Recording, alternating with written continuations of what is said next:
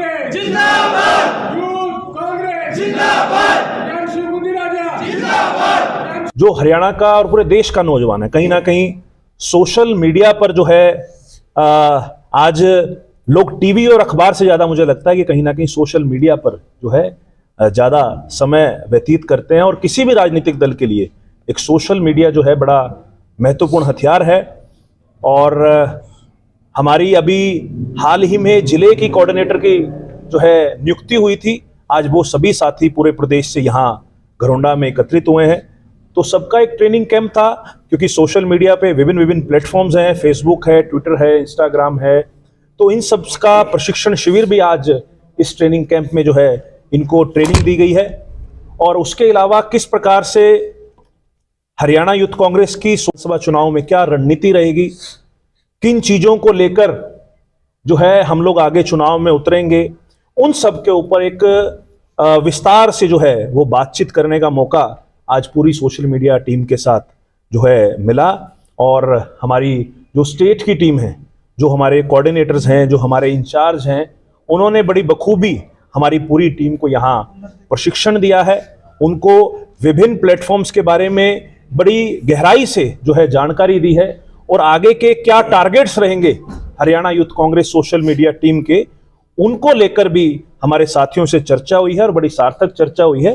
तो मैं इसके लिए पूरी टीम को बधाई देता हूँ। लंबे समय तक आप कहीं ना कहीं कांग्रेस में जुड़े हुए हैं और कहीं ना कहीं युवाओं की बात करें तो हाल ही में दीपेंद्र हुड्डा जी आए थे घरौंडा, प्रेस कॉन्फ्रेंस की थी। युवा प्लान कर रहा है विदेशों की तरफ, कहीं ना कहीं उसको लेकर कहीं ना कहीं जागरूकता नजर आ रही है। आपका क्या प्लान है? युवाओं के लिए बेरोजगारी बहुत बड़ा चैलेंज है, किस तरीके से देखते हैं? लगातार मुद्दे उठते हैं। देखिए जी, एक फिल्म आई थी उड़ता पंजाब। आज हरियाणा के अंदर जो हालात है, और खास तौर पर मैं जीटी रोड बेल्ट की बात करूंगा।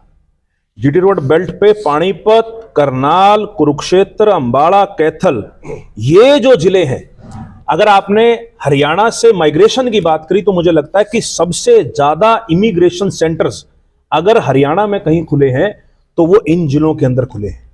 और मैं तो खट्टर साहब के, क्योंकि गृह जिला है खट्टर साहब का, हरियाणा सरकार ने भी इमिग्रेशन सेंटर खोलने में कोई कसर नहीं छोड़ी है। हरियाणा सरकार खुद कौशल रोजगार निगम के नाम पर हरियाणा के नौजवानों का विदेश पलायन कराना चाहती है।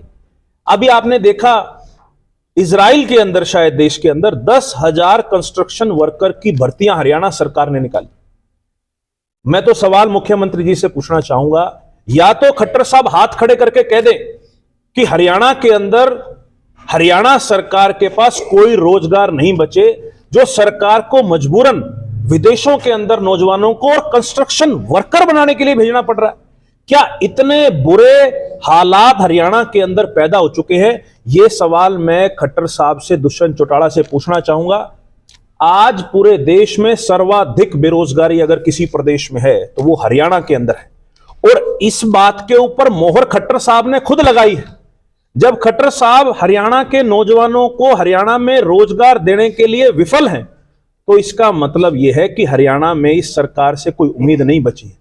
और जब मोदी सरकार ने संसद के अंदर यह जवाब दिया, जब दीपेंद्र सिंह हुड्डा जी ने एक सवाल लगाया कि हमें बताइए कि पूरे देश में सर्वाधिक बेरोजगारी किस प्रदेश में है, तो मोदी सरकार ने बकायदा कागज के माध्यम से कहा कि हरियाणा अग्रिम राज्य है बेरोजगारी के अंदर। और हरियाणा का मुकाबला किन राज्यों के साथ हो रहा है? हरियाणा का राज्य का मुकाबला हो रहा है मणिपुर के साथ, हरियाणा का मुकाबला हो रहा है लक्षद्वीप समूह के साथ। आप देखिए कि हरियाणा की जो ज्योग्राफिकल कंडीशन है, दिल्ली को 3 तरफ से हमारा प्रदेश घेरता है और दिल्ली हमारे देश की राजधानी है। अगर सर्वाधिक रोजगार किसी प्रदेश के अंदर पैदा होने चाहिए तो वो ज्योग्राफिकली हरियाणा के अंदर होने चाहिए। लेकिन सरकार की एक तरफ तो सरकारी रोजगारों को करप्शन के माध्यम से जो रोकने की नीति है, आप देखिए कि 60,000 सरकारी भर्तियां मनोहर लाल खट्टर जी ने वादा किया था 2023 के अंदर हम पूरा करेंगे। तो ये सब 2024 शुरू हो चुका है, एक भी सरकारी भर्ती सरकार पूरी नहीं कर पाई। और दूसरी तरफ प्राइवेट रोजगार के नाम पर यह सरकार विफल साबित हुई। इन सब विषयों को लेकर हम हरियाणा के नौजवानों को एक छतरी के नीचे संगठित कर रहे हैं। पीछे भी आपने देखा असिस्टेंट प्रोफेसर की भर्ती हो, सीईटी की भर्ती हो, जब पीछे विधानसभा का सेशन था तो वहां पर भी हमारे नौजवान साथियों ने, युवा कांग्रेस के साथियों ने विधानसभा घेराव का कार्यक्रम किया। अब क्योंकि इस सरकार का 4.5 साल का समय पूरे हो चुका है, और अगर मैं केंद्र सरकार की बात करूं तो केंद्र सरकार का मुश्किल से 60 दिन का समय बचा है।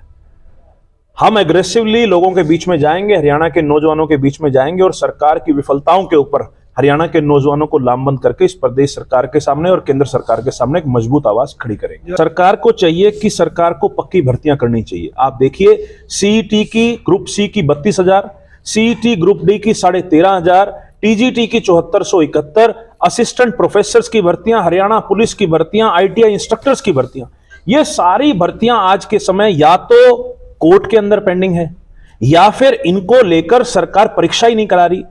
पिछले 4 साल के अंदर मैं मनोहरलाल खट्टर जी को यहां से चैलेंज करता हूं, आपने सीईटी नाम का झुंझुना पूरे प्रदेश में पिछले 4 साल से बजा रहे हो। 4 साल से मनोहरलाल खट्टर जी कह रहे हैं कि हम ग्रुप सी और ग्रुप डी में सीईटी के माध्यम से भर्ती करेंगे। हरियाणा का एक नौजवान खट्टर साहब खड़ा कर दें, एक नौजवान जिसको 4 साल में ग्रुप सी या ग्रुप डी के माध्यम से एक भी नौकरी मिली हो। खट्टर साहब बड़े बड़े दावे करते हैं, मैं आपके सामने मीडिया के सामने कह रहा हूं, एक नौजवान खड़ा कर दें जो ये कहे कि मुझे 4 साल में ग्रुप सी और डी की नौकरी सीईटी के माध्यम से मिली है। सरकार इन फजूल की चीजों में ना पड़ के आम आदमी को परिवार पहचान पत्र में उलझा रखा। घर का एक आदमी तो उन्होंने कागज लेकर तहसील में खड़ा कर रखा, और इधर से हरियाणा के नौजवान जो लगातार सड़कों पर हैं, लोगों की उम्रें निकल गई, नौजवान लड़कों की लड़कियों की शादियां नहीं हो रही। खट्टर साहब का तो घर बार है नहीं, पर उनको ये चीजें समझनी चाहिए कि आज बेरोजगारी की वजह से सिर्फ रोजगार एक कारण नहीं है। आप देखिए, नौजवान साथियों के 5-5 साल जो है वो खराब हो चुके हैं जिंदगी के। ये बात के ऊपर सरकार को गौर करना चाहिए। आप लेकिन और हमारे संगठन के मुताबिक हमारे 31 जिले हैं। जिला स्तर पर, विधानसभा स्तर पर और आगे आने वाले समय में ब्लॉक स्तर पर मजबूत हमारे नौजवान साथी जो सोशल मीडिया पर एक इन्फ्लुएंसर्स कह देते हैं, उन साथियों को सम्मिलित किया जाएगा, अपनी पार्टी की विचारधारा से जोड़ा जाएगा। और ये सभी हमारे जो रणबांकुरे हैं हमारे सोशल मीडिया टीम के, इनके सहारे हम गली गली, नुक्कड़ नुक्कड़, गांव गांव पहुंचेंगे और जो सरकार की कुनीतियां हैं, सरकार ने जो गलत कार्य इस शासनकाल में किए हैं, वो उनके फोन तक, टेलीफोन तक पहुंचाने का काम हरियाणा यूथ कांग्रेस करेगी। हम भी आह्वान करते हैं आपके चैनल के माध्यम से महिलाओं को ज्यादा से ज्यादा शामिल किया जाए। उसके लिए हमने एक सुपर शक्तिशी कार्यक्रम भी पीछे अभी हाल ही में लॉन्च किया था, क्योंकि थोड़ा सा महिलाओं की जो है, क्योंकि घर की रेस्ट्रिक्शंस भी है, सो चीजें हैं, लेकिन हम भी आपके चैनल के माध्यम से अपनी बहनों से, अपने माताओं से ये अपील करते हैं कि आप ज्यादा से ज्यादा कांग्रेस पार्टी के साथ, और हमारी बहनें जिनकी उम्र 35 से कम हो वो यूथ कांग्रेस के साथ जुड़े। पब्लिक के लिए चर्चा रहती है, युवाओं का वोट बैंक बहुत बड़ा है, इलेक्शन नजदीक है, अभी क्यों याद आ रही है चीजें पिछले 4 साल से कहा था? अगर आपको मैं बताऊं तो मैं पिछले 13 साल से सड़कों पे हूं। मैं पंजाब यूनिवर्सिटी का अध्यक्ष बना, मैं एनएसयू हरियाणा का अध्यक्ष बना। जब कोविड के समय में सारे राजनीतिक दल घरों के अंदर छुप गए थे, तो जो मैं था, मैंने हरियाणा के सभी यूनिवर्सिटी कॉलेजेस के अंदर कम से कम 17-18 लाख बच्चों के पेपर जो थे ऑफलाइन से ऑनलाइन कराने का काम किया था। हम लोग लगातार संघर्ष कर रहे हैं, आप अपना डाटा खंगालिए।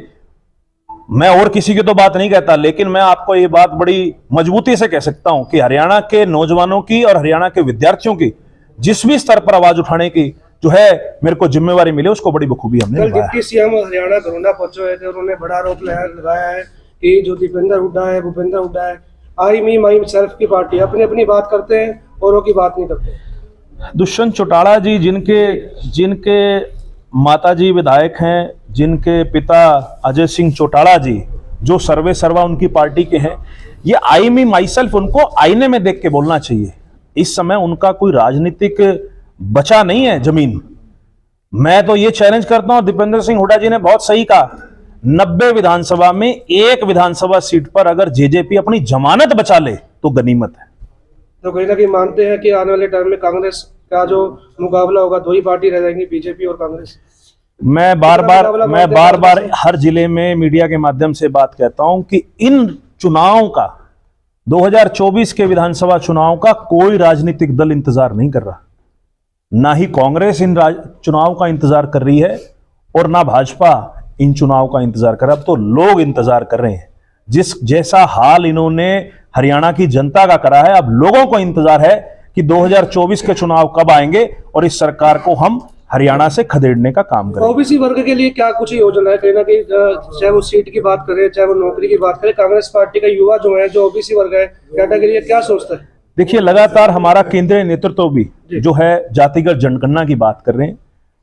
पार्टी की ऐसी सोच है कि काफी लंबे समय से जो जातिगत जनगणना नहीं हुई है वो जातिगत जनगणना होनी चाहिए और हर समाज को जिस प्रकार से जिसकी जितनी हिस्सेदारी उसको उतनी भागीदारी मिलनी चाहिए। और बिल्कुल ओबीसी समाज भी, एससी समाज भी और जनरल वर्ग भी, सबको जो उनके समाज का हिस्सा बनता है वो उनके संख्या के हिसाब से मिलना चाहिए। और इसको लेकर पार्टी के अंदर मैनिफेस्टो भी बन रहा है। बहुत जल्द वो मैनिफेस्टो आप सबके हरियाणा सामने की आएगा। 90 विधानसभा में जो यूथ है कहीं ना कहीं टिकट की जो है मांग डिमांड करेगा, कुछ परसेंटेज लेगा?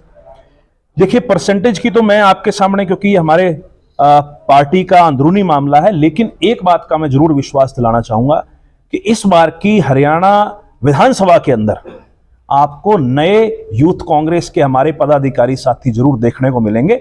मजबूती से उन साथियों की पैरवी भी करेंगे। पार्टी के अंदर जब भी हमें मौका मिलता है यूथ कांग्रेस के साथियों को उचित मान सम्मान दिलवाने का और चुनाव के अंदर टिकट दिलवाने के लिए मजबूत से पैरवी करेंगे।